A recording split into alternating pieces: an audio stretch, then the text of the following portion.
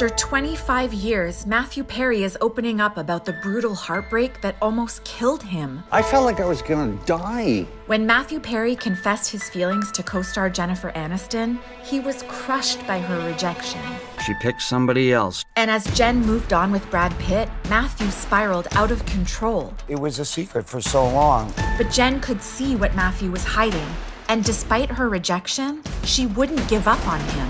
The idea of even losing him. How did Jennifer save Matthew from himself? Adios, arrivederci, au revoir. Take one. Camera panned to the back of the apartment door. Then Ben, our first AD, shouted for the last time, "That's a wrap!" And tears sprang from almost everyone's eyes. Aniston was sobbing. I was amazed she had any water left in her entire body. But I felt nothing. I couldn't tell if that was because of the opioid I was taking, or if I was just generally dead inside. The world fell in love with Matthew on Friends, but he got so far from where he first started. When Matthew first read the script for Friends, he recognized himself in the character of Chandler. I used to think it was essential to be funny all the time. I was like, I am this guy. I am Chandler. And when Matthew got the part, he joined a cast that included the one that got away. Well, how can you not have a crush on Jenny? Perry asked her out on a date. She said no. Let's be friends. And then he had to work with her every day. Yeah, Jen was super happy to work with her old friend. But Matthew's insecurity was getting the best of him. What people may not know about Matthew Perry is that he's probably one of the most sensitive people, as well as being funny and a genius. It made it kind of difficult to go to work because I had to pretend. You write in the book, I was kept wondering, how long can I just look at her? Ever since he was little, Matthew just wanted to be seen. Making my mother laugh was a great thing. I always have this image of this big ballroom and my mother walking in and taking all sort of the glory because she was beautiful and people just knew her. And I was like 5 feet behind her, and all I wanted was for her to turn around, focus on me and be with me. But Matthew's hunger for approval went beyond Jen. I felt like I was gonna die if they didn't laugh. It would take you down. Yeah. You didn't tell us that. I felt like that every single night. It's clear that Matthew never learned how to deal with his pain, and it started when he was just a baby. We talk about how, like, even when you were a little baby, you still had an experience with pills. I was a colicky kid and I used to cry all the time. My parents took me to a doctor and he said, just give him this. And it was phenobarbital, which is a major barbiturate and a very addictive thing. And I was 30 days old, and they gave it to me for 30 days.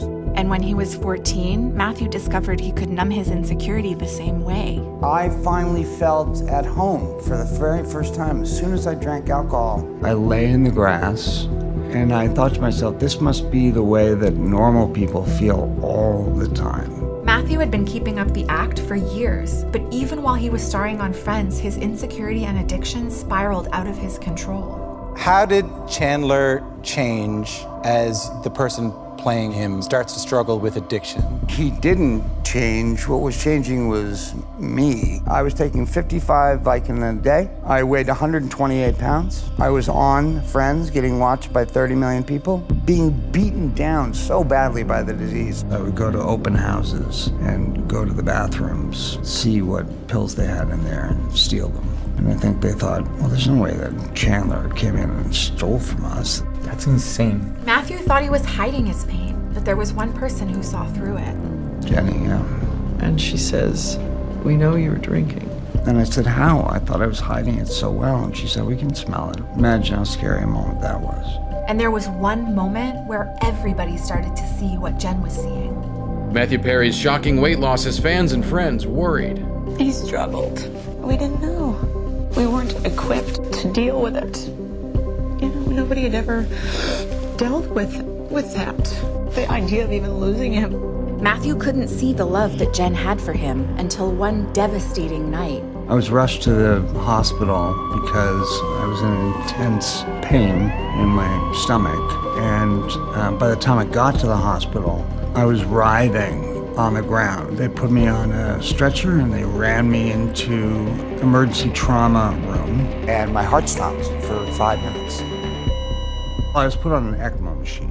When you talk to any doctor, is a Hail Mary, is the last thing that you do before people die.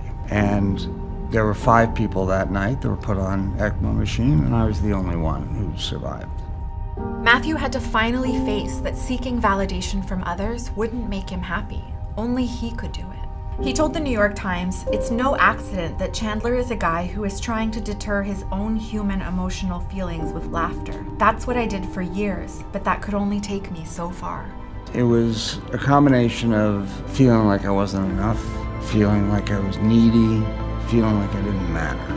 I know what that is now, and I don't suffer from it anymore. And yeah, that's what it lights me up, to make somebody laugh. But I don't have to do that now. Now Matthew does for others what Jen did for him. The best thing about me, bar none, is if somebody comes up to me and says, "I can't stop drinking, can you help me?" I can say yes and follow up and do it. When I die, I don't want friends to be the first thing that's mentioned. I want that to be the first thing that's mentioned. And I'm going to live the rest of my life proving that.